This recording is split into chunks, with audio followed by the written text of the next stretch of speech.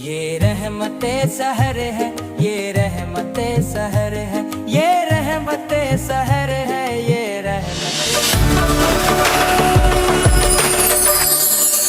رحمت سحر میں ایک بار پھر آپ کو خوش آمدید کہتے ہیں. اور اس وقت جو سیگمنٹ ہے سب کو اس کا انتظار ہوتا ہے، روشن پاکستان، اور جس طرح سے بچے پارٹیسپیٹ کرتے ہیں، ڈیبیٹس کرتے ہیں، جو کہ بہت زیادہ ضروری ہے. اور حسن مرزا جو ہے ماشاءاللہ یہاں موجود ہیں، وہ اس کو لیڈ کرتے ہیں اور ججز کے فرائض جو ہے وہ سر انجام دے رہے ہیں. جی حسن مرزا اسٹارٹ کیا جائے. وعلیکم السلام، کیسے ہیں؟ ٹھیک ٹھاک ہیں؟ نور الایمان ہمارے ساتھ ہیں، بیٹا اسٹارٹ کیجیے. زیر بحث قرارداد تعلیم دولت کی محتاج نہیں. یہاں موجود لفظ تعلیم سے مراد شعور و آگاہی کے ہیں. دولت یعنی مال و زر، محتاج ہونا یعنی جس کے بغیر ناممکن ہو. قرارداد کا آخری لفظ نہیں تو خود اس قرارداد کے حق پر ہونے کی دلیل ہے. میں اس قرارداد کی بھرپور حمایت کرتی ہوں کیونکہ ڈگری اور تعلیم دو الگ الگ چیزیں ہیں. غور فرمائیے گا کہ میری مخالف سمت سے آنے والی مقررہ جن دلائل پر بات کریں گی وہ سب ڈگری کے لیے ہوں گے، تعلیم کے لیے نہیں.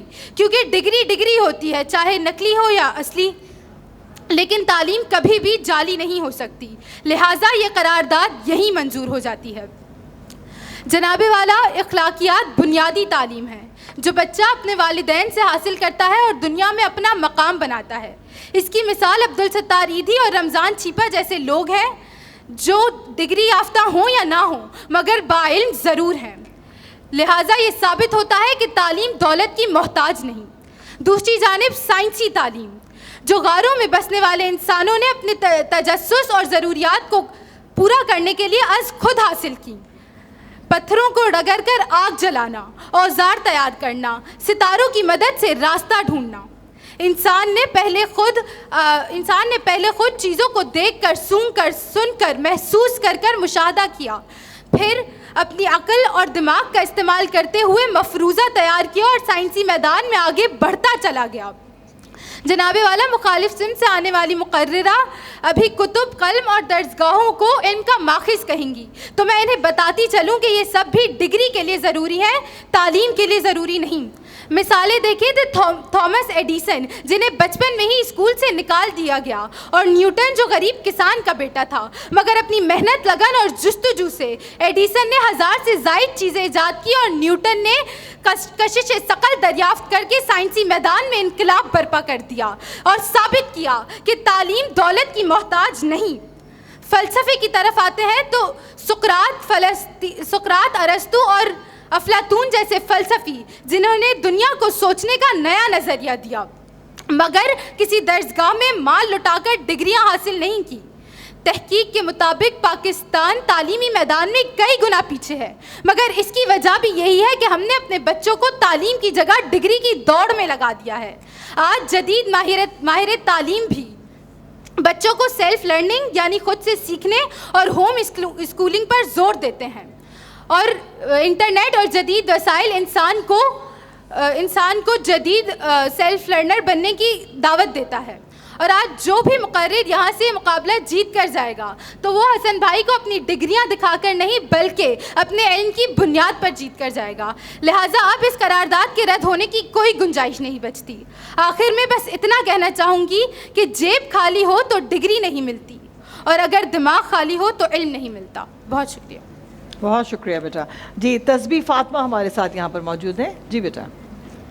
صدر علی وقار، قرارداد تعلیم دولت کی محتاج نہیں میں لفظ تعلیم کا مطلب علم، شعور، مہارت، دولت کا مطلب مال، وسائل، معاشی طاقت، محتاج کا مطلب ضرورت مند یا کسی چیز کے بغیر کام ممکن نہیں. لہٰذا اس قرارداد کا مطلب یہ ہوا کہ تعلیم حاصل کرنے کے لیے دولت ضروری نہیں. تو ہو سکتا ہے الفاظ کے لحاظ سے اس رائے میں کوئی دلکشی یا خوبصورتی ہو، لیکن جہاں تک معنی یا مفاہیم کا تعلق ہے، خامہ انگوش بدندہ کیسے کیا کہیے، ناطقہ سر بغریبہ کیسے کیا کہیے. صدر علی وقار، اس قرارداد میں لفظ آج چھپا ہوا ہے جو حمایت کرنے والوں کی نظروں سے اوجھل ہے. اگر میں یہاں کوئی 150 یا 200 سال پرانے سائنسدانوں کی مثال دوں تو اس کا آج کے دور سے کوئی تعلق نہیں ہوگا، تو آج کے تعلیم کے نظام میں یہ ممکن ہی نہیں کہ تعلیم دولت کے بغیر حاصل کی جا سکے. آج بھی پاکستان میں مستند ذرائع کے مطابق 2,60,00,000 بچے اسکول جانے سے قاصر ہیں. اس بات کی دلیل یہ ہے کہ TCF اور اخوت جیسے ادارے ہزاروں بچوں کی تعلیم کا خرچہ اٹھا رہے ہیں. تو اگر تعلیم دولت کی محتاج نہ ہوتی تو ایسے ادارے بنانے کی ضرورت ہی نہیں ہوتی. صدر علی وقار، میں حمایت کرنے والوں کو عقلی دلائل سے سمجھانا چاہتی ہوں کہ وہ اس جملے کو انفرادی نہیں بلکہ اجتماعی اصولوں پر رکھیں. اگر مثلا 100 بچوں کا امتحان ہوا، 98 فیل ہوئے، 2 پاس ہوئے، تو ان 2 بچوں کے پاس ہونے پر ہم امتحان کو آسان نہیں کہہ سکتے. اسی طرح ایک شخص کی کامیابی کو مفروضہ کہہ سکتے ہیں، دلیل نہیں کہہ سکتے.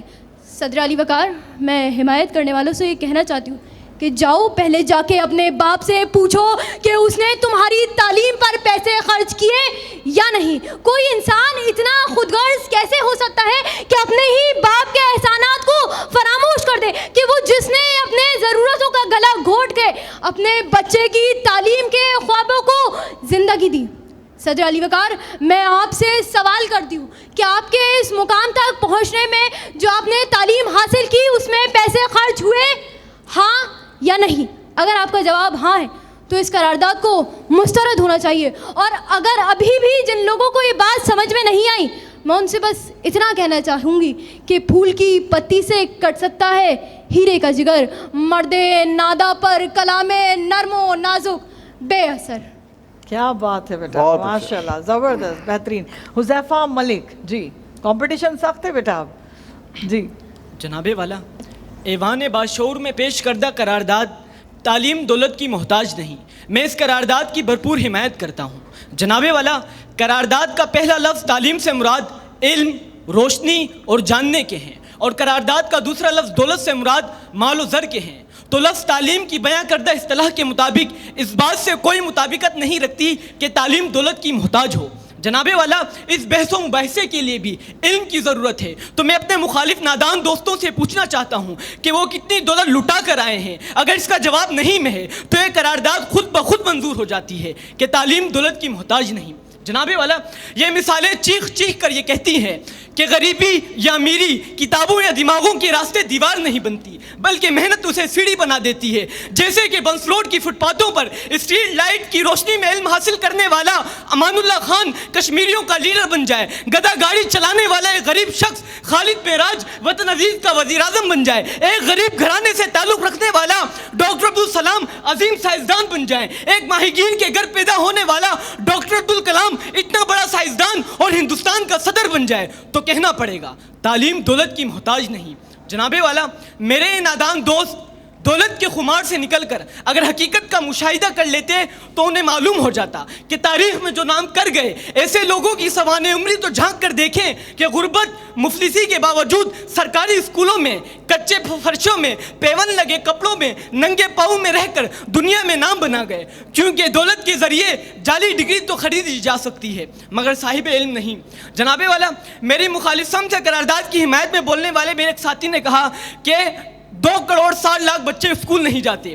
اگر تعلیم کی جستجو ہو تو آج بھی پاکستان میں بہت سارے سرکاری اور فلاحی اداروں جیسے کہ الخدمت جیسے اداروں کے اسکولوں میں مفت تعلیم، مفت یونیفارم، مفت کتابیں دی جاتی ہیں، اور اس کے باوجود سرکاری اسکولوں کے رحم کرم کے باوجود گلگت بلتستان کا لٹریسی ریٹ سب سے بلند ہو تو کہنا پڑے گا تعلیم دولت کی محتاج نہیں. جناب والا، اگر اصطلاح علم کی ہو، روشنی کی ہو تو حقیقی علم ملتا ہی فری میں ہے. یہی نہیں بلکہ کوئی یتیم اور مسکین ہو تو مادر علمی اسے اپنی آغوش میں پناہ بھی دیتی ہے. جہاں سے بڑے بڑے مفکر، محدث، معلم بن کر نکلیں تو کہنا پڑے گا تعلیم دولت کی محتاج نہیں. شکریہ. بہت اچھا، بہت زبردست. جی ہم اپنے جج کے پاس چلتے ہیں. صاحب، ہاں، میں جو ان کی تینوں تقاریر میں مجھے ایک جملے نے بڑا متاثر کیا ہے، وہ بڑا اچھا جملہ نکالا ہے بچی نے کہ جیب خالی ہو تو ڈگری نہیں اور دماغ خالی ہو تو علم نہیں. بات جو ساری ہے اس تھیم کے ساتھ تو جچتی ہے کہ بات کی جو اصل جو روح ہے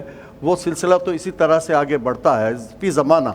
اب باقی بات آپ اپنی کریں. بس یہ ایک بات میرے دماغ میں تھی، میں نے کہا یہ جو ہے جملہ اگر آپ پہلے نعت لے لیں تو میں ذرا نتائج مرتب کر حسن لوں مرزا گا. میں اب چاہوں گی کہ آپ ہاں. جب تک اپنا رزلٹ جو دیکھ رہے ہیں ہاں. اور بھی مزید بچے ہیں ہم ایک بریک سے آتے ہیں واپس تو ہم ہاں، دوبارہ بریک جو ہے لے وہ کے پھر واپس. جی رہیے گا ہمارے ساتھ. لیتے ہیں ایک چھوٹا سا بریک رحمت سحر. یہ رحمت سحر ہے، یہ رحمت سحر ہے، یہ رحمت سحر